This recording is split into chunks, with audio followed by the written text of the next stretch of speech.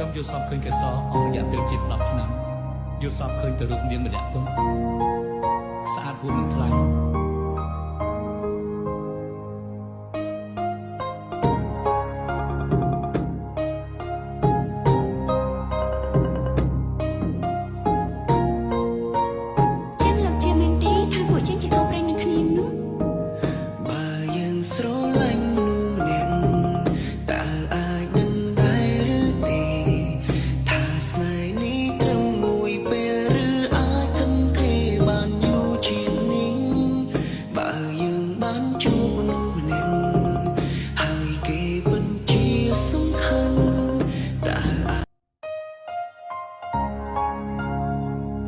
ខ្ញុំយល់សពឃើញកេសរអស់រយៈពេលជា10ឆ្នាំ